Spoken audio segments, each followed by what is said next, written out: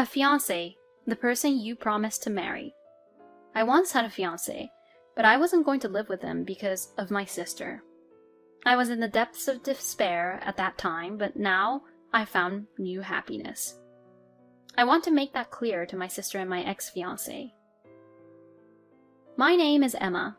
I'm not particularly beautiful, and I'm just a normal office worker. Back then, I had someone I promised to marry. His name was Mike. Mike was a handsome man who worked at a well-known company, and he was known as the good-looking guy. We were so happy back then, I thought that this happiness would last forever. But reality confronted me with a cruel result. I couldn't get married to Mike, and the reason was because of my sister. My sister's name is Evelyn. Evelyn has been interested in fashion since she was young. Even now, she still loves fashion. In fact, Evelyn was always concerned about her appearance and was always beautiful. Therefore, Evelyn has been popular amongst the guys since junior high school. She even modeled for a fashion magazine once. That experience made Evelyn dream of becoming a model. When I graduated from university and started working for an ordinary company, I was invited to dinner by a business partner. That partner was Mike. After exchanging contact with Mike several times and occasionally going out to eat, something happened one day. That day, after work, Mike invited me to dinner. Of course, I had no reason to refuse, so I went out to eat. On the way home that day, Mike confessed his feelings for me. I was surprised by his sudden confession, but I was also attracted to Mike, so we started dating. So 1 year after I started dating Mike, he proposed to me. I was so happy at the time. Of course, I accepted the proposal. Later, Mike and I went to my parents' house to report and greet them. My parents were, of course, overjoyed. We talked about the wedding and I was happy. But there was someone who wasn't happy. That was my sister, Evelyn. Evelyn was very surprised to see that I was getting married and who my partner was. Evelyn, who was more beautiful than me and often had men asking her out, always looked down on me because I didn't have much experience in relationships. I don't want my friends to know about how uncool my sister is. That was Evelyn's catchphrase. The uncool sister, whom she looked down on, was getting married before her, and to an elite businessman from a major company. That seemed to hurt Evelyn's pride even more, but I was completely unaware of Evelyn's feelings. I should have noticed Evelyn's attitude at the time. Suddenly, Evelyn asked Mike, "If you're going to be my brother-in-law, can we exchange contact information?" Mike and I had no reason to refuse, so we happily agreed. There were days when I was working late on handover tasks as I was planning to quit my job. And one day, when my parents were out of town on a trip, Evelyn took a certain action. In hindsight, it must have been a plan she had thought of from the beginning. Once I quit my job, I would move out of my parents' house and start living with Mike. So she probably wanted to execute her plan while I was still at home. First, Evelyn called Mike over to her house. "Mike, my sister suddenly came home because she got sick. My parents are out on a trip, and I'm scared to be alone. Can you come over?" Evelyn lied that I had come home early from work due to a sudden illness. Mike was just about to go home from work, so he hurried over to her house without suspecting about anything. "I heard Emma was suddenly sick, so I rushed over. Where's Emma?" Of course, I wasn't there. It's only natural for Mike to think that. But Evelyn said, "I'm sorry, Mike. I lied to you. My sister isn't actually sick. She's still at work." Upon hearing this, Mike didn't get angry at Evelyn, but asked, "Why did you lie like that?" I just really needed to talk to you, Mike." And so, Evelyn started to talk. When I finished work and got home, I was surprised. It was because Mike was there. But I didn't expect anything and was carefree, saying, "Oh, you're here." Then later, I was to experience the greatest despair and sadness I had ever felt in my life. "Emma, I'm sorry. I want us to break up." It was too sudden. I couldn't quite grasp the meaning of his words. You're kidding, right? Break up? What do you mean?" As I was questioning Mike, Evelyn appeared. Emma, the truth is, I'm dating Evelyn. I'm sorry, Emma. I fell in love with Evelyn more than you. While I was still confused and couldn't believe it, Evelyn said this. I'm sorry, but Mike and I are going to get married. I didn't understand what was happening. Then Evelyn continued. You might not want to come to our wedding, but at least come to the reception. After that, all I could do was cry. My fiancé was taken by Evelyn, and I was not wanted anymore. Both my father and mother were very worried. For a while, I couldn't leave my room. Since I had already resigned from my job, I had nothing to do. I received several messages from my colleagues at work asking when the wedding would be. I told them that we had decided to have a simple wedding with only our families. A few months later, I was in an unfamiliar place. I'm going to start my life with a new beginning from here. I want to be happy again. This time, for sure. After breaking up with Mike, I had been shut in for a while, but a certain emotion was born in me. Why do I have to go through this? I'll forget about that man and start over again. From there, things moved quickly. I talked to my father and mother and decided to leave home and live on my own. Living in a completely unknown place, but it's a very comfortable place with lots of green and tranquility. My parents didn't try to stop me, and they helped me a lot when I moved. After moving in and taking a break from the move, I heard the story from my mother. A few days after you shut yourself in your room, Mike came. I heard everything that happened between you and Mike. And then she apologized in the end. I didn't understand why my parents were apologizing. Of course, what Mike did is unforgivable. His parents came to apologize too. They even got on their knees to apologize. But you see, we also heard about Evelyn. We know you can't forgive her, but Evelyn is our precious daughter too. My parents told me. Both my father and mother had been troubled about what happened. Mike did something terrible to their own daughter. It's only natural that they could not forgive such a person like him. But despite what my parents said to her, it seems that Evelyn had gone to Mike. Since then, Mike had been coming to the house at the same time every day apologizing and asking them to accept his marriage to Evelyn. My parents had no choice but to accept Mike's actions. So that's why they apologized to me for acknowledging their marriage. Honestly, I didn't care anymore, but I understood my parents' feelings all too well. It's over now, it's okay. Besides, I'm going to meet someone even more wonderful from now on. I answered positively, holding back the tears that were about to fall. My mother was crying. My father had a remorseful look on his face, but he responded with a smile when I said, When I have a child, I'll rely on you both a lot. If anything happens, don't overdo it and contact us right away. My mother was very worried. Once I got used to my new life and had some peace of mind, I started working at a certain restaurant. It was a small restaurant with only a few employees, but it was very bright, and I really liked the friendly atmosphere everyone had. The manager's name was Noah, and he was always being teased by the part-timers. How they teased Noah was interesting, and it was very peaceful to watch. A few months after I started working, a fateful event that would affect my future occurred. Noah confessed his feelings to me. It was after the shop had closed, and he was giving me a ride home. I was honestly torn. Noah is a very good person, and above all, he is kind. His personality and looks are both so good that he is popular among women. But I was still haunted by that incident. I was scared I might be abandoned again. Perhaps Noah sensed my situation because he said that he didn't need an immediate answer and left that day. Things were a bit awkward for a while, but thanks to the usual interactions with the part-timers and the kind Noah, I didn't worry too much. Perhaps my heart had already made up its mind. At that time, I learned something about Noah during a break. It turns out that Noah had been betrayed by someone he was dating and had a terrible experience at the place he worked before this shop. Noah was the same as me. He had a past of being betrayed by someone he loved. That day, I decided to go home with Noah to hear his story. While we were walking home together, Noah told me his story. In fact, Noah had been in charge of a store before he came here. However, due to a certain incident, the store lost its credibility and had to close.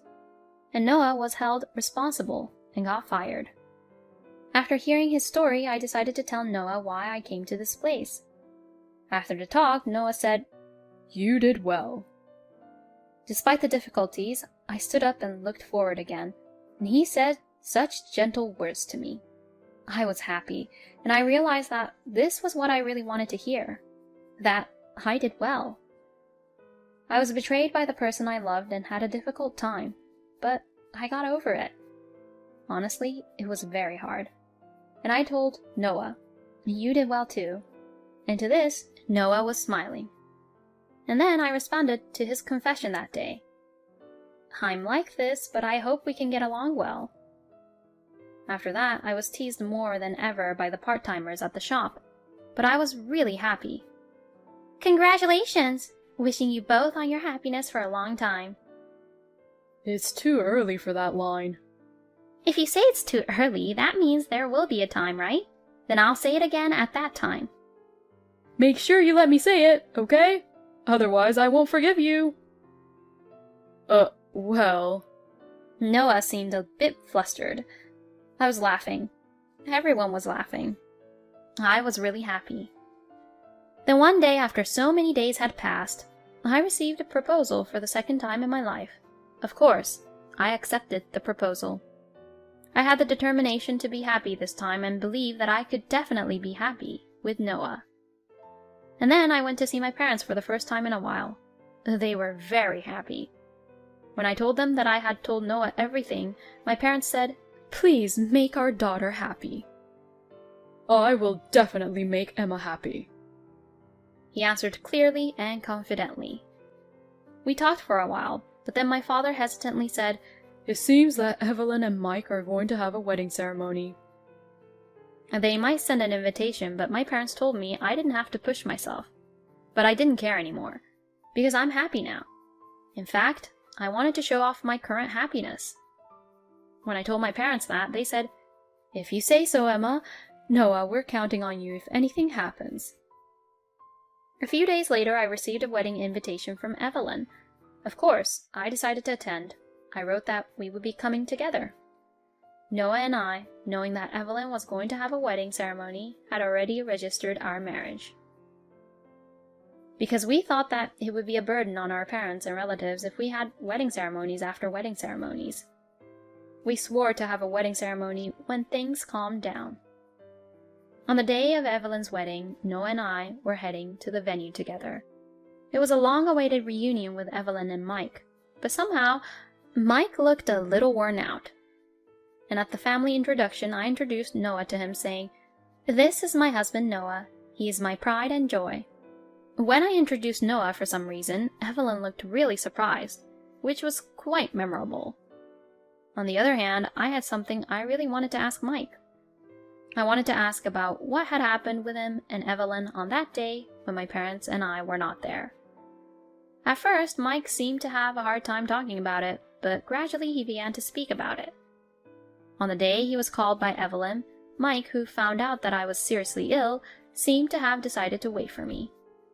Then, Evelyn brought some alcohol, really strong ones, saying that it was a good opportunity and offered it to him. Mike, who is not very good at drinking, seems to have gotten drunk after drinking about 2 cups. And Evelyn, seeing this as a good opportunity, started to seduce him. Mike, too, was drunk and lost his ability to judge properly, and ended up going along with the temptation.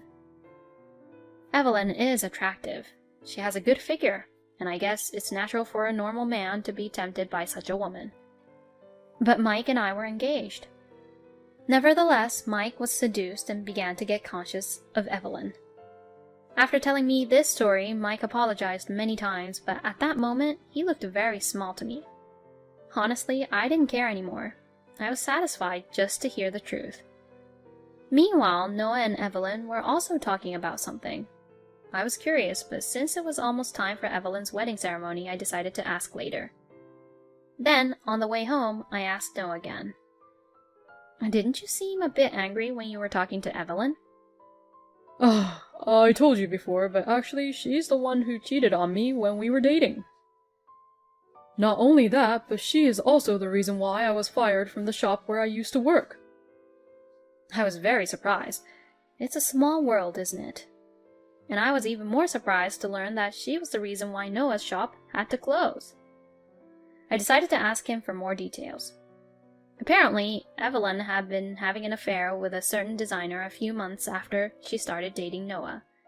It seems that Evelyn, although dating Noah, thought it would be more convenient for her future to date someone in the industry to become a model.